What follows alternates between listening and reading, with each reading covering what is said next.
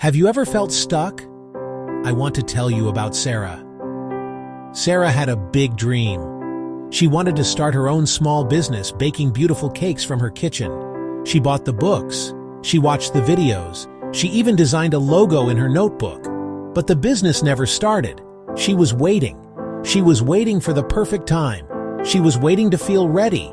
She told herself, I'll start someday. But someday never seemed to arrive on the calendar. That one word became a heavy weight, holding her back. This feeling is so common. We all have a someday dream hiding inside us. Maybe you want to learn a new language. Maybe you want to get fit. Maybe you want to write a book. The dream feels so big, we feel small. So we wait. We tell ourselves we need more money. We tell ourselves we need more confidence. We create a list of reasons why today isn't the right day. One evening, scrolling to avoid the silence, she found a simple quote. It was like a light turned on in a dark room. The quote wasn't magical, just direct. It cut through her excuses. This was the beginning of change. The first quote Sarah saw was from Lao Tzu. The journey of 1,000 miles begins with a single step. This hit her hard. She'd been staring at that 1,000-mile journey, a thriving bakery, and it felt impossible.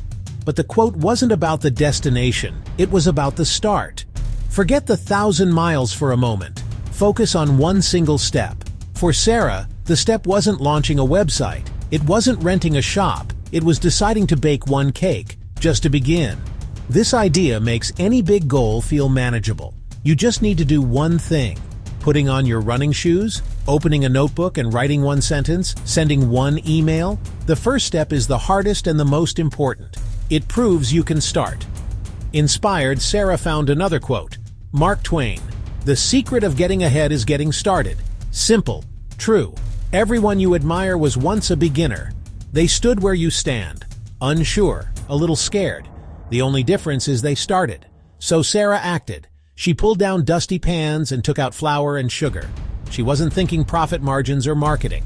She was thinking about the recipe. She was getting started.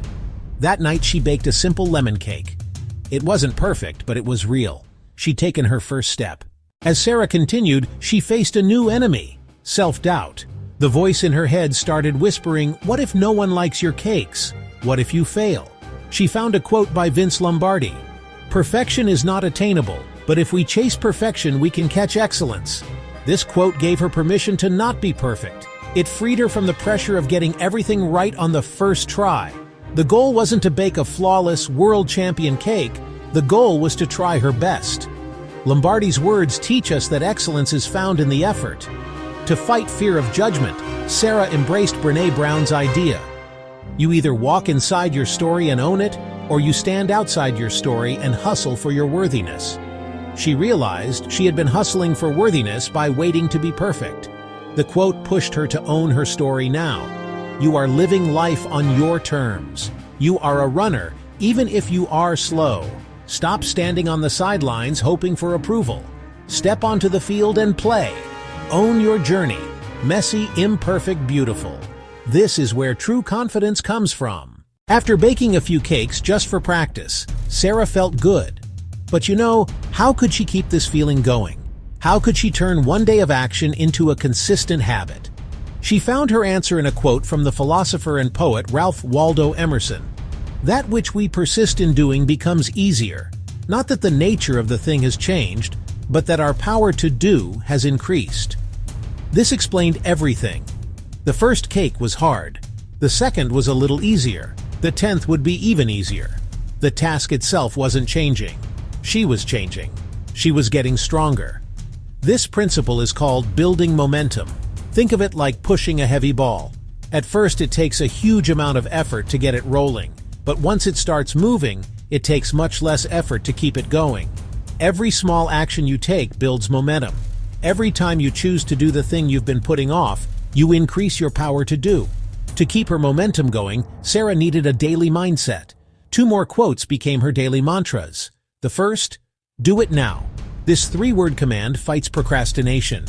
Whenever she felt the urge to put something off, she would repeat, do it now. The second quote, from Michael Jordan.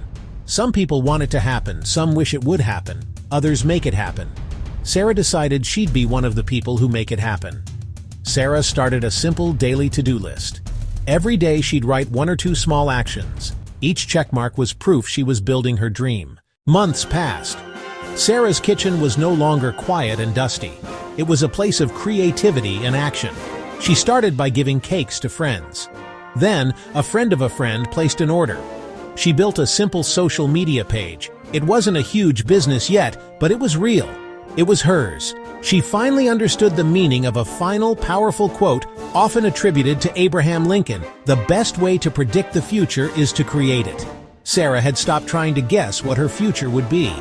Instead, she started creating that future, one cake at a time. Your future is not something that just happens to you. It is something you build with the choices you make today. Look at your own life. What dream have you put on a shelf? I want you to know that you have the power to change that. You just need to take one small step. The journey from where you are to where you want to be is not a giant leap. It is a series of small, brave steps taken every single day. So what is your first step? The moment you have the instinct to move toward your goal, do it. Send that email. Put on your gym clothes. Your new story begins with your very next action. Start now. Go win.